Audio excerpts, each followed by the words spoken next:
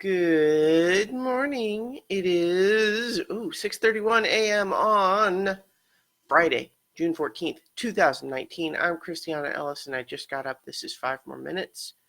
Moving a little bit slow because my current weekly schedule, while I've been doing better at going to bed early in general, right now I have D&D on Wednesdays and Thursdays that prompts me to stay up past those bedtimes. And so it's this kind of little low ebb in terms of my sleep consumption.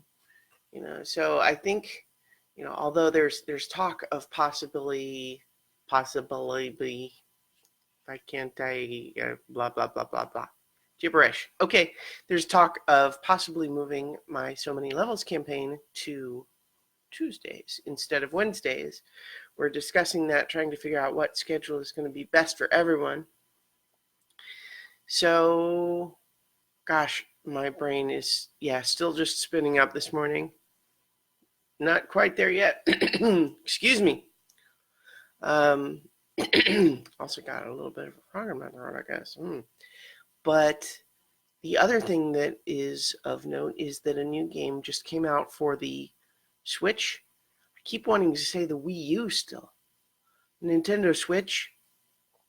And this game is called Cadence of Hyrule, and it is a crossover between Legend of Zelda and Crypt of the Necrodancer, which I haven't talked about in a while, but is a little indie game that's kind of a roguelike dungeon crawler where the gimmick is that it has awesome music and you have to move along and attack things. You have to move and attack on the beat of the music in order to maintain a multiplier and do lots of damage. And it's very cool. And so now Cadence of Hyrule basically crosses that over and takes that basic sort of movement and combat mechanic and puts it in the Legend of Zelda universe. And it's very cool. I dig it. I dig it, man. It's great.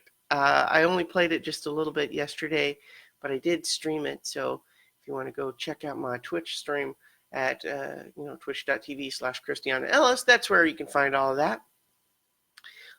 You can check out about an hour and a half of me playing it. I'm definitely going to be playing that some more. It's got some neat mechanics where, in addition to just the gameplay I mentioned, it has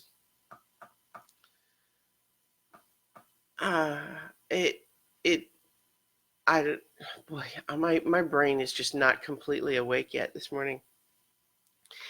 It has a basic quest outline where you are exploring a Hyrule map, and at least in the one game so far, it was each time you die and restart, the Hyrule map, the overworld map, was the same, but between two save games it was different.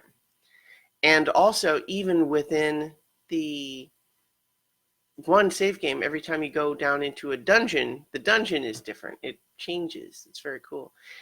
Hey, Kim. Yeah, it's funny about waking up early. It just, our brains are not, they take a while to get up to speed and warm up. That actually just reminds me, because my desktop computer for a long time, years and years, I always powered it down completely before going to bed, just on the assumption that I'm not using it while I'm asleep, so it should be turned off, right? But the curious thing is, having looked it up, apparently computers take so much energy starting up that they actually, it's actually almost less power to just leave it on overnight than it is to have it on and off multiple times in a day, which is surprising and counterintuitive. But having, looked at various articles arguing it, they suggest, just leave it on. It's, you don't have to turn it off and on all the time. Okay, so I've been doing that, But it's a shame that we can't really effectively do that for human brains. Can't just decide, you know what? This startup is so slow in the morning. It's better to just stay up. Wouldn't that be nice?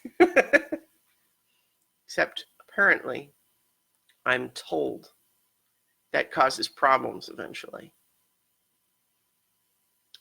Anyway, so I'm actually running a little bit late, so I've got to kind of hustle over and try to get ready for work, but I will talk to you all tomorrow for 5 more minutes.